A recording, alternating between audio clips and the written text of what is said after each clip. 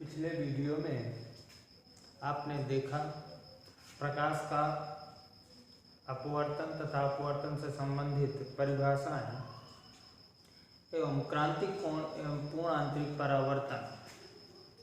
आज हम प्रकाश किरणों की उत्क्रमणीयता चलते हैं। प्रकाश किरणों की उत्क्रमणीयता।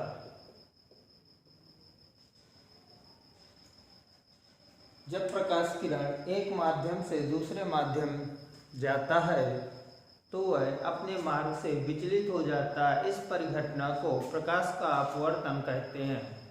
इसी संदर्भ में जब प्रकाश किरण को एक माध्यम से दूसरे माध्यम ले जाया जाता है और दूसरे माध्यम से पहले माध्यम पर वापस लाया जाता है तो उनके अपवर्तनांक अपोजिट हो जाते हैं या व्युत्क्रम हो जाते हैं। अर्थात वायु के सापेक्ष कांच का अपवर्तनांक और कांच के सापेक्ष वायु का अपवर्तनांक व्युत्क्रम हो जाएंगे। अर्थात वायु के सापेक्ष कांच का अपवर्तनांक अगर 2 है तो कांच के सापेक्ष वायु का अपवर्तनांक 1/2 होगा। इसी व्यंजक की व्याख्या हम करते हैं। हम यहाँ पर माध्यम 2 लेते हैं। माध्यम 1 विरल माध्यम से हम सघन माध्यम की ओर जाते हैं। जब प्रकाश किरण विरल माध्यम से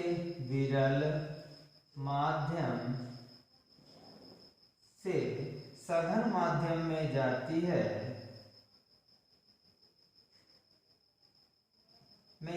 है तो अभिलंब की ओर झुक जाती है। ये हमारा अभिलंब, ये वायु है और ये हमारा कांच है। ये वायु और ये हमारा कांच। ये आपतन कोण I है, ये अपवर्तन कोण R है। जब प्रकाश किरण वायु से कांच पर प्रवेश करती है, जब प्रकाश किरण वायु से कांच में प्रवेश करती है तो साइन I बटे साइन R बराबर ANG। अर्थात वायु के सापेक्ष कांच का, यह हमारा पहला इक्वेशन हो गया।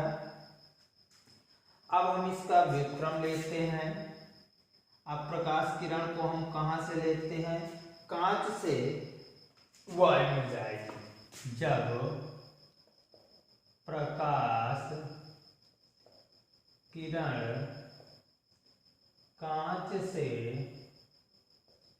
वायु में प्रवेश करती है तो जब वायु में प्रवेश करती है तो sine R upon sine I। अर्थात जब प्रकाश किरण कांच से वायु में जाएगी तो आपतन कोण R बनेगा और अपवर्तन कोण I बनेगा। जब प्रकाश किरण वायु से कांच में जाएगी तो आपतन कोण I बनेगा, अपवर्तन कोण R बनेगा। इसी तो हम प्रकाश किरण को कहाँ से? कांच से वायु में लेके चलते हैं तो ये हमारा आएगा G&A। ये इक्वेशन 2 है। इन दोनों समीकरणों का मल्टीपल करते हैं। समीकरण 1 मल्टीपल 2 करने पर हम इनका मल्टीपल कर दिया। देखते हैं sine I upon sine R। जब हम इसका मल्टीपल करेंगे तो आ जाएगा sine R upon sine I।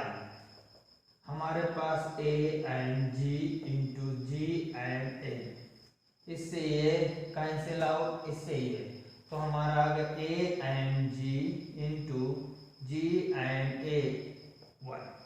इसको हम डिवाइड कर दें A and G upon G and A. ये हमारा प्रकाश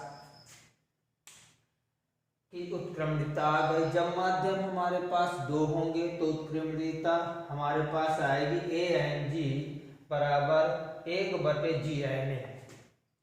इस परिस्थिति में अगर हमारा y के सापेक्ष कांच का अपवर्तनांक कुछ भी देता है और उससे हमें उसका व्युत्क्रम अर्थात कांच के सापेक्ष वायु का हमें प्राप्त करना हो तो हम उसका अपोजिट कर देंगे अर्थात उसका व्युत्क्रम कर देंगे, तो हमारे पास दोनों के अपवर्तनांक प्राप्त हो जाएंगे। अब हम प्रकाश किरण के संबंध में 3 माध्यमों पे चलते हैं।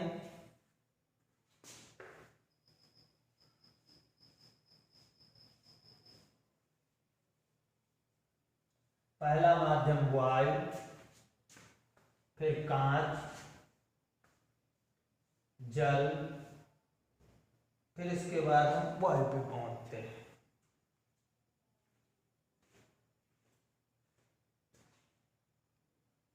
तीन माध्यमों की उत्क्रमणीयता के संबंध में हम माध्यम,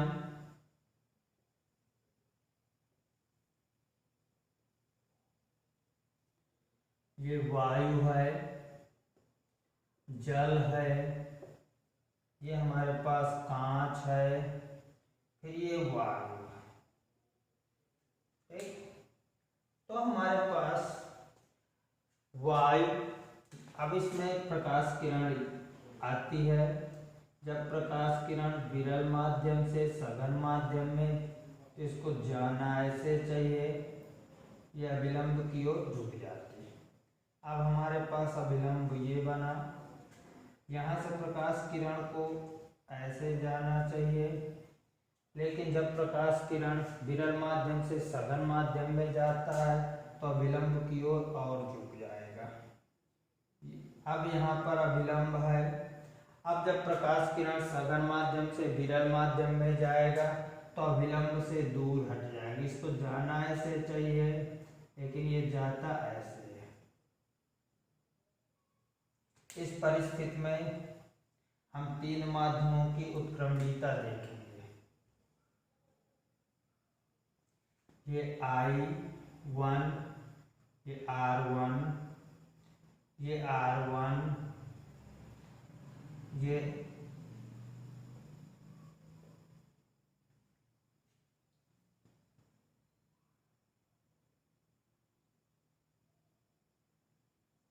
ये हमारे पास R2, I2,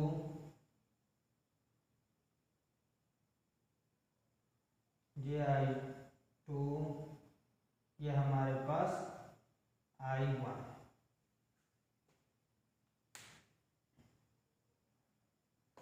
अब इस परिस्थिति में हम देखेंगे कि ये हमारे पास वायु है A, ये जल है W, कांच है G, ये हमारे पास वायु, ये वायु। अब इन माध्यमों में हम देखेंगे कि हमारे पास क्या प्राप्त होता है। इन तीनों माध्यमों के लिए हम सूत्र व्यंजक प्राप्त करेंगे। इन व्यंजकों के आधार पर हम देखेंगे। अब हम वायु से जल पर पहुंचते हैं।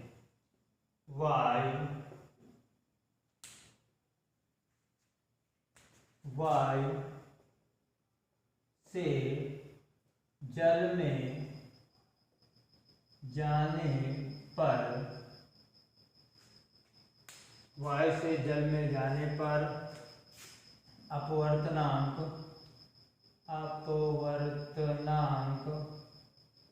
अर्थात वायु के सापेक्ष जल का,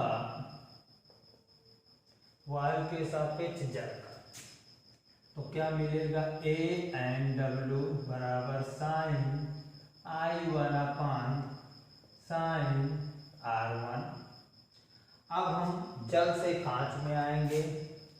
जल के सापेक्ष कांच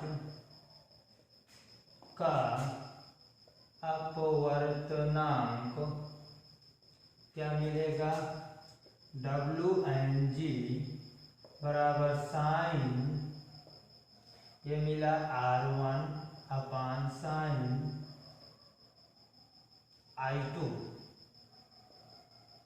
अब हम कांच से y पे आएंगे, अर्थात कांच के सापेक्ष वायु का अपवर्तनांक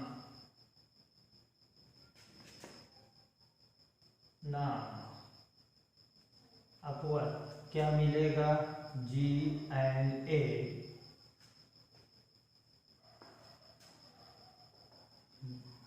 बराबर sign I2 upon sine I1। ये हमारे पास फर्स्ट, सेकंड और थर्ड इक्वेशन ये तीनों। अब हम तीनों को मल्टीपल कर दें, समीकरण 1 मल्टीपल 2 मल्टीपल 3 करने पर क्या आएगा, A&W into WmG into GNA। इधर का आया हमारे पास sine I1 upon sine R1 into sine R1 upon sine I2 into sine I2 upon sine I1। इससे ये कैंसिल, इससे ये कैंसिल, इससे ये कैंसिल। ये हमारे पास आ गया A&W into WmG into GNA equal to 1। ये हमारे पास हम इसको लिख सकते हैं A&W, इन दोनों को अपोजिट में ले जाएं, WmG इंटू GNA। अगर हम इसको ऊपर ले जाएं, इसको फिर अपोजिट हो जाएगा, तो हमारे पास G&W अपान GNA। ये हमारे पास ये भी इक्वेशन है और वो भी है। ये हमारे पास तीन माध्यमों के लिए है। जब तीन माध्यम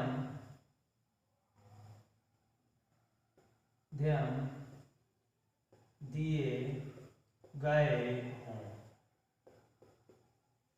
ये हमारे पास है। जब तीन माध्यम दिए गए हों तो हमारे पास ये आएगा, सबसे पहले वायु के सापेक्ष जल का, फिर जल के सापेक्ष कांच का, फिर कांच के सापेक्ष वायु का।